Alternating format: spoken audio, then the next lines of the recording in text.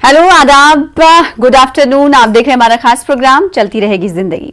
चलती रहेगी जिंदगी में रोजाना हम बात कोरोना वैक्सीनेशन और इससे जुड़े लोगों में जो शक शुबहात है उस पर बातचीत करते हैं। और कल हमने देखा था कि केसेस कम आए थे 118 दिनों में, और आज जब सुबह हुई तो देखा केसेस बढ़ गए हैं। आज 38,000 से ज्यादा कोरोना पॉजिटिव के केसेस आए हैं।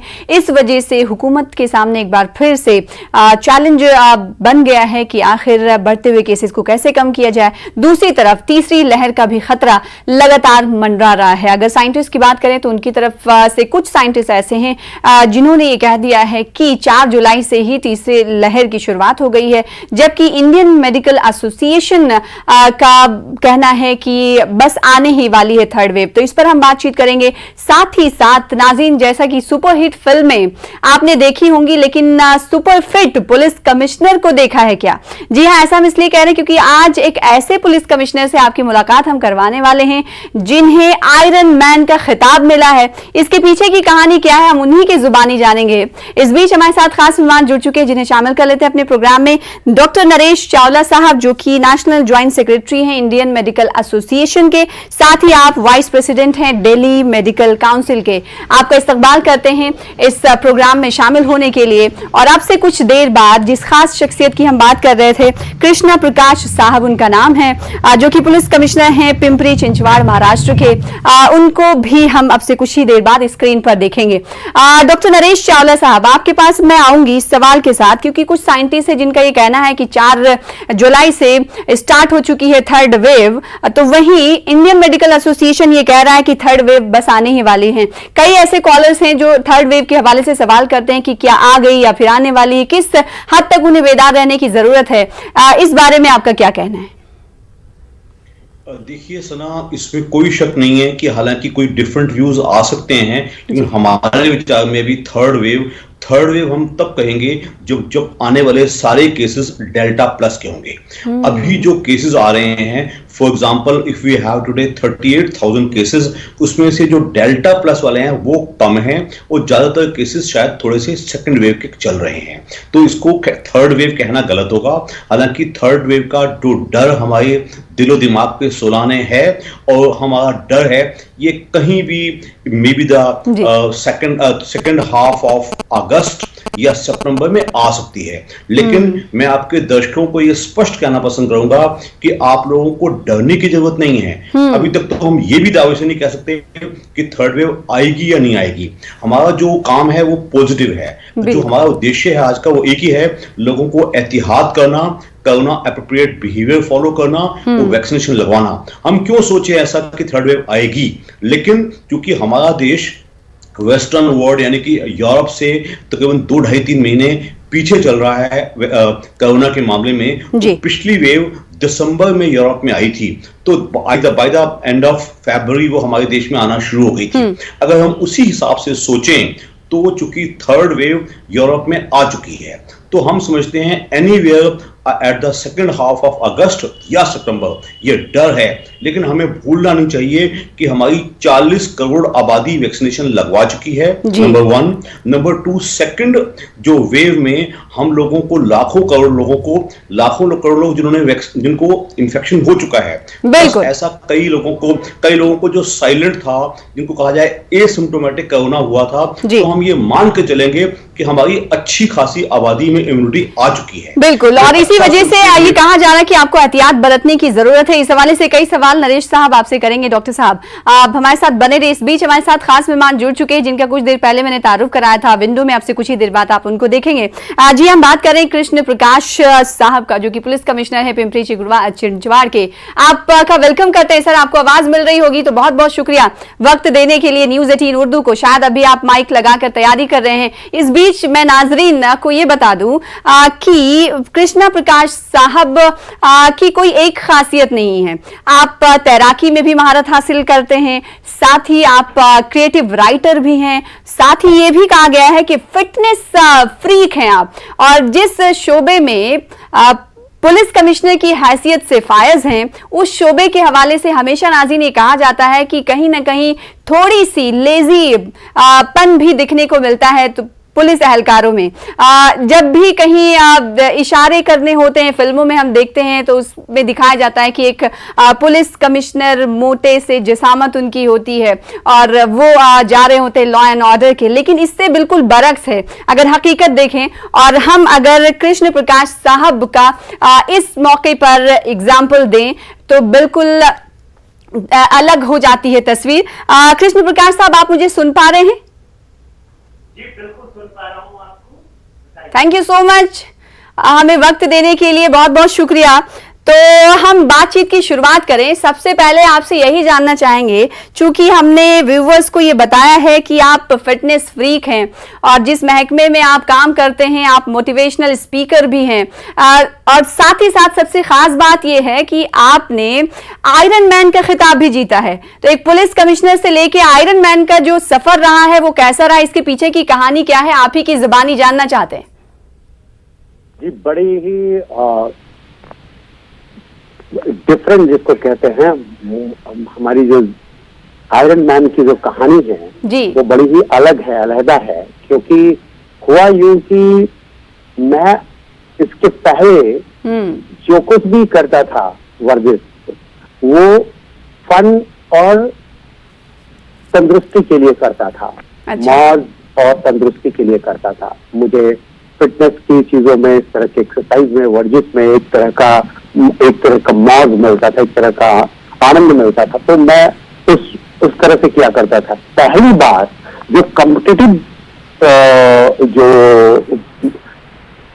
तरीके से रन करने की शुरुआत हुई वो दरअसल मुंबई मैराथन से शुरू हुई। मैं उसके हिफाजत के लिए मुझे नियुक्त किया गया था, लगाया गया था कि मुंबई जो मैराथन हो रहा था 2013 में, तो उसका मुख्य भाग दक्षिण मुंबई से होकर जाता था और मैं दक्षिण मुंबई का पुलिस का रहनुमा था। वहां पर दक्षिण मुंबई का चीफ था पुलिस का।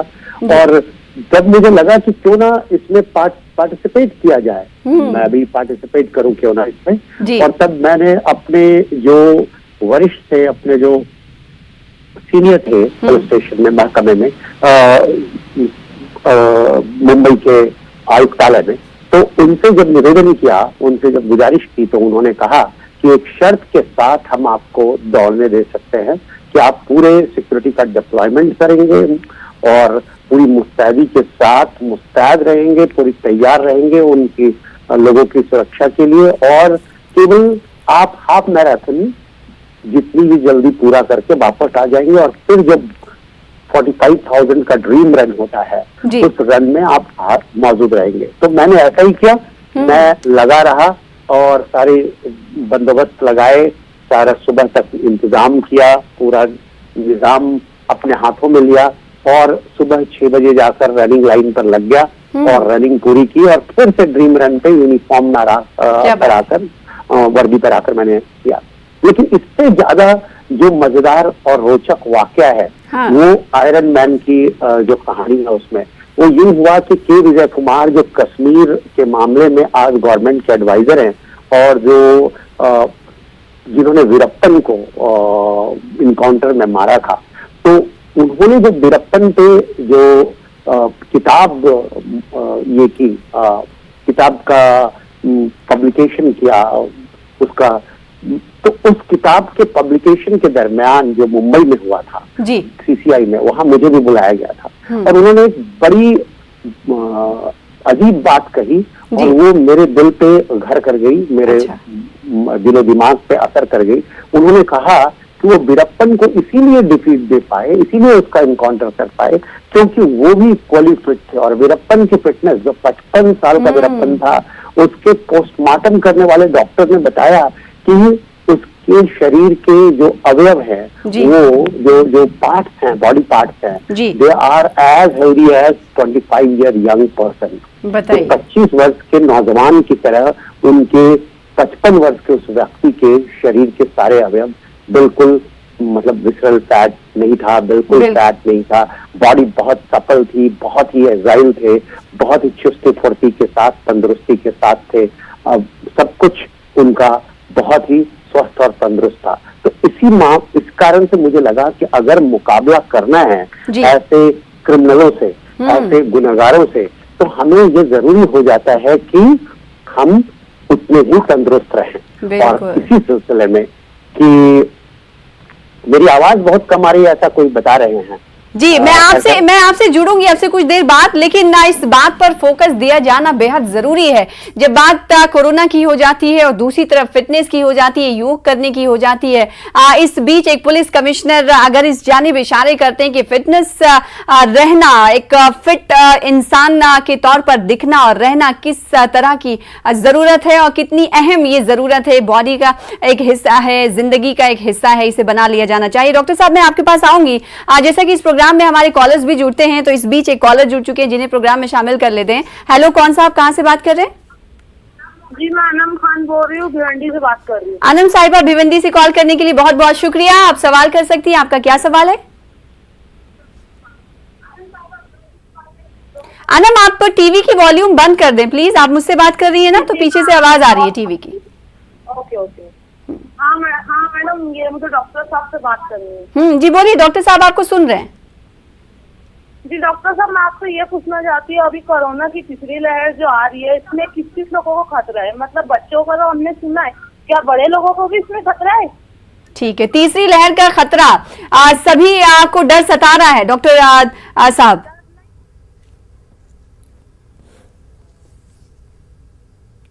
डॉक्टर नरेश चावला साहब की आवाज दे दीजिए। हेलो, यस जी, बोलिए आप। जी हेलो, क्या सुनना, क्या मैं बोल सकता हूँ? जी, आप बोल सकते हैं। सना, मैं सब दर्शकों को क्लैरिफाई कर दूं, आज से तकरीबन 1.5-2 महीने पहले हमारे देश के साइंटिफिक एडवाइजर ने जब पहली बार ये कहा था कि शायद तीसरी लहर आ सकती है, तो ये एक अफवाह तो नहीं कहूंगा, ये एक डर सा मन में आ गया कि हमारे इस तीसरी लहर में शायद बच्चे और गर्भवती महिलाएं ज्यादा इफेक्ट होंगी। लेकिन ऐसा कोई हमारे पास सोचने की वजह नहीं है। बस एक ही वजह है, जो कोरोना है ये अपने आप को म्यूटेट करता है, बदलता रहता है, अपने आप को उस सेक्टर में घुसने की कोशिश करता है जहां पहले केस नहीं होते। तो हमारा ये डर है, लेकिन जैसे जैसे समय बढ़ता जा रहा है, क्योंकि हमने कुछ जो स्टडीज हुई हैं वो दिखाते हैं कि बच्चों में इम्यूनिटी ठीक ठीक चल रही है, तो उस हिसाब से अभी तक जो 2 वेव्स आई हैं उसमें बच्चे इफेक्ट नहीं हुए थे, और इसमें शायद बच्चे इफेक्ट होंगे या नहीं हमें नहीं मालूम, लेकिन ये सोचना कि इसमें एडल्ट्स इफेक्ट नहीं होंगे ऐसा भी गलत है। तो it is till as yet not known all ages में भी इक्वली इफेक्टेड, ऐसा हम सोच के चलेंगे। लेकिन चूंकि बच्चों के लिए स्पेशल पीडियाट्रिक और स्पेशल वार्ड्स भी होते हैं, और उसके लिए डॉक्टर्स की और पैरामेडिक्स की और नर्सेस की ट्रेनिंग बहुत स्पेशल चाहिए होती है, तो वो ट्रेनिंग ऑल ओवर इंडिया की जा रही है, ताकि we may not be caught unawares. तो तैयारी जाहिर चल रही है, लेकिन अभी तक हम ये मान के चलेंगे ये किसी वर्ग के लोगों को भी इफेक्ट कर सकता है। बिल्कुल, तो उम्मीद की जा सकती है कॉलर्स को उनके जवाब मिल रहे होंगे, और कई और कॉलर हैं जिनके जहन में थर्ड वेव वैक्सीनेशन के हवाले से या कोरोना के हवाले से कोई भी शक व शुबा है, कोई भी सवाल है, तो आप हमसे कर सकते हैं। साथ ही साथ पुलिस कमिश्नर साहब से इंस्पायर आप हो सकते हैं। अगर कोई यूपीएससी क्वालिफाई करना चाहता है, सिविल में जाना चाहता है, या फिटनेस फ्रीक है, तो वो इनसे इंस्पायर हो सकता है, क्योंकि आज हमारे खास मेहमान कृष्ण प्रकाश साहब है, उनसे हम जुड़ेंगे, कई सवाल करेंगे। छोटे से ब्रेक के लिए रुकेंगे, चलती रहेगी जिंदगी।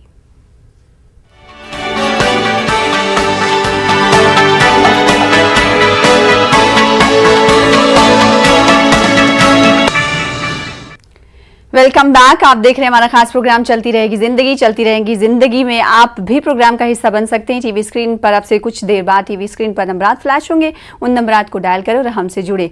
कोरोना और साथ ही साथ फिटनेस पर जोर लगातार दिया जाता रहा है, क्योंकि फिटनेस और म्यूजिक के बारे में भी ये कहा जाता है, जिस तरीके से फिटनेस जहन को तनाव से दूर करती है, वैसे ही म्यूजिक भी जहन को तनाव से दूर करता है। तो फिटनेस पर हम बात कर रहे हैं। फिटनेस फ्रीक पुलिस कमिश्नर भी हमारे साथ मौजूद है, साथ ही delta plus variant, kappa variant, alpha beta variants जो आ रहे हैं, उसकी वजह से लोगों में तशवीश ज्यादा बढ़ गई है। पुलिस कमिश्नर साहब की तारीफ में कई बातें हमने कुछ देर पहले कही थी कि वो मोटिवेशनल स्पीकर भी हैं, साथ ही क्रिएटिव राइटर हैं, रेस में हिस्सा ले चुके हैं, तैराकी भी उन्हें आती है, और वर्ल्ड बुक ऑफ रिकॉर्ड में भी उन्होंने नाम दर्ज करवाया है। ऐसे पहले पुलिस ऑफिसर इंडिया के बन गए हैं जिन्हें आयरन मैन कहा जाता है। कृष्ण प्रकाश साहब, आपको आवाज मेरी मिल पा रही? इतनी सारी बातें तो आपके बारे में कह दी, लेकिन एक बात मैं जरूर यहाँ पर कहना चाहूंगी कि आप जब बात कर रहे थे उससे ऐसा महसूस हो रहा था कि आपकी उर्दू काफी अच्छी है।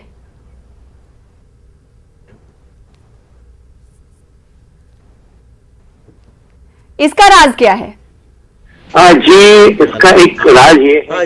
इसका एक राज ये है कि मैंने एक जाने में बहुत हसास शहर हुआ करता था मालेगांव, उस शहर का चार्ज संभाला था, और वहाँ जब मैंने चार्ज संभाला था तो वहाँ बहुत बड़े दंगे हुए थे 2001 में, जिसमें कई लोग मारे गए थे और कई इबादतगाह जमींदोस्त हुए थे। तो मैंने दिलों को जोड़ने की कोशिश शुरू की, और इसमें मुझे पता चला कि अगर मैं इसके लिए अगर राब्ता कायम करना चाहता हूँ तो मराठी और फिर उर्दू दोनों को जानना उतना ही जरूरी है। बिल्कुल, क्योंकि आप तो मेरे ख्याल में रहने वाले झारखंड के हैं और उर्दू इतनी अच्छी बोल रहे हैं, तो इसलिए मुझे कहना पड़ा। अब आते हैं आप, क्योंकि आप पुलिस महकमे से जुड़े हुए हैं, ऐसे में पुलिस महकमे में बहुत प्रेशर होता है जिसमें लॉ एंड ऑर्डर की बरकरारी को लेकर आप पर लगातार सवाल किए जाते रहते हैं, और लॉ एंड ऑर्डर की बरकरारी का जिम्मा भी आपके हाथों में होता है। ऐसे में लोगों को एक साथ रख कर कैसे काम किया जाता है, कैसे लोगों को आप पुलिस एहलकारों को मोटिवेट करते हैं? जी, इनको मोटिवेट करने के लिए हमें उनको लीडरशिप क्वालिटी देनी पड़ती है, उनको इंक्लूसिवनेस अर्थात उनको जोड़ना पड़ता है। उनमें पहले तो गैर जानिबदारी पैदा करनी पड़ती है कि अगर आप निष्पक्षता से, गैर जानिबदारी से और बहुत ही खरोश के साथ काम करते हैं तो आपको कामयाबी मिलती ही मिलती है। और तमाम दबावों के बावजूद लोगों को जो नज़र आता है वो अच्छे काम नज़र आते हैं, और पुलिस का काम बहुत ही बेहतरीन काम है, क्योंकि हिफाजत करने का काम है, महफूज रखने का काम है। और अल्लाह तबारक ताला हमें ये जीवन देता है, लेकिन ईश्वर हमें ये जीवन देता है, लेकिन उसको महफूज रखने का काम पुलिस डिपार्टमेंट को दिया गया है। मैं ये भी बोलता हूँ कि जैसे डॉक्टर साहब मौजूद हैं, तो जैसे डॉक्टरों को इलाज करने का काम होता है, उनको ऑपरेशन करना पड़ता है, वैसे ही हमें समाज का ऑपरेशन करना पड़ता है। उसमें बुराइयों के खिलाफ जब हम कार्रवाई कर रहे होते हैं तो कुछ बुरे लोगों के खिलाफ भी कार्रवाई होती है। हम उनके बरखिलाफ नहीं होते, हम उनकी बुराइयों के खिलाफ होते हैं। बिल्कुल, इसे कहा जा सकता है कि माशरे के, सोसाइटी के आप मुहाफिज हैं। डॉक्टर जमीन का खुदा है तो दूसरी तरफ आप मुहाफिज हैं। डॉक्टर नरेश चावला साहब, मैं आपके पास आऊं इससे पहले कॉलर हमारे साथ जुड़ चुके हैं जिन्हें अपने प्रोग्राम में शामिल कर लेते। हेलो, कौन सा, आप कहाँ से बात कर रहे हैं? हेलो हेलो साहिबा, मैं फराज बोल रहा हूँ अलीगढ़ से। मेरे दो सवाल थे। एक तो बोलिए फराज साहब। फराज साहब, आपकी आवाज हम तक पहुंच पा रही थी, दो सवाल थे आपके। फराज साहब को आपसे कुछ देर बाद शामिल करेंगे प्रोग्राम में, उनकी आवाज हम तक नहीं पहुंच पा रही है। डॉक्टर नरेश चावला साहब, आपसे एक सवाल है। आज मैं पढ़ रही थी कि फर्स्ट लेडी जिन्हें कोरोना पॉजिटिव हुआ था, जो कि वुहान में वो स्टडी करती थी, अब हिंदुस्तान की पहली लेडी थी जो कोरोना पॉजिटिव उन्हें हुआ था, और अब उन्होंने फर्स्ट डोज भी ले ली, लेकिन उसके बावजूद एक बार फिर से उन्हें अब कोरोना पॉजिटिव हो गया। तो इसका मतलब ये है कि जिन्होंने वैक्सीन ले ली है उन्हें भी दोबारा कोरोना हो सकता है, इसके चांसेस हैं? Sana, before I answer your question, Shri Krishna Prakash ji, I'd like to congratulate you for changing the image of the police, because we do need far fitter, agile people like you who are not only police people, they are motivators of the society also. That's what's required. Once again, congrats. अच्छा, सना, आपके सवाल का जवाब देते हुए मैं history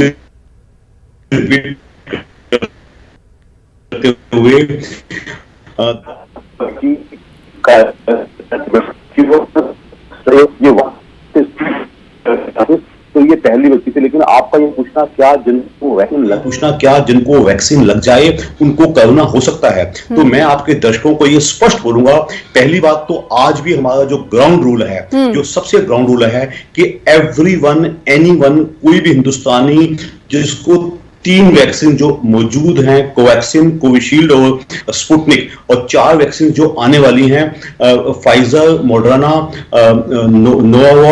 नोवावॉक्स जी। And Cadila, जिसको जो वैक्सीन जब पल्ले पड़ती है, यानी कि जब उसकी स्थिति बनती है, जब उसका एलिजिबिलिटी होती है या उसके इलाके में अवेलेबल है, उसको लगवा लें।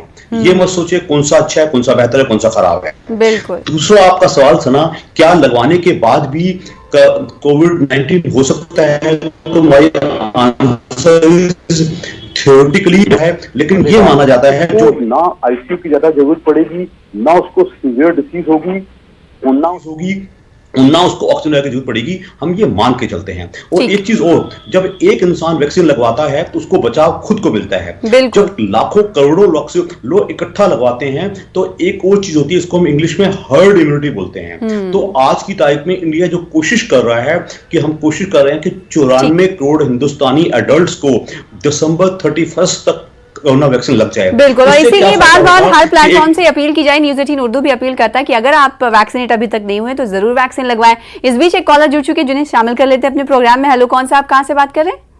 Hello hello. हाँ सना साहब, मैं फराज बोल रहा हूँ। जी फराज साहब, कुछ देर पहले आपने कॉल किया था, जी बोले आप। जी, मेरे 2 सवाल थे। एक तो कमिश्नर साहब ने कहा अल्हम्दुलिल्लाह इतने हेल्दी और फिट हैं, तो एक कॉमन मैन को क्या एडवाइस देना चाहेंगे कि कितनी देर एक्सरसाइज करके हम, जो एक जनरल की एक्सरसाइज है जिससे हेल्दी और फिट रह सकते हैं। ठीक है। और दूसरा इसी से मुतालिक डॉक्टर साहब से सवाल था हाँ। कि कोरोना से या किसी भी बीमारी से लड़ने के लिए हेल्दी और फिट रहना कितना जरूरी है। ठीक है, कृष्ण प्रकाश साहब, सबसे पहले आपसे इसका जवाब ले लेते हैं। कॉलर हैं हमारे, वो आपसे इंस्पायर हुए हैं और आपसे ये पूछना चाहते हैं कि एक कॉमन मैन को फिट रहने के लिए कितनी देर तक एक्सरसाइज जरूरी है? मैं ये बताना चाहूंगा कि हर दिन एक्सरसाइज करना जरूरी है। पहली शर्त यह है कि हर दिन एक्सरसाइज करना जरूरी है जी। और दूसरी शर्त है कि आप कम से कम 45 मिनट्स, आप अगर वॉकिंग कर रहे हैं तो 45 मिनट्स कम से कम करें एक्सरसाइज।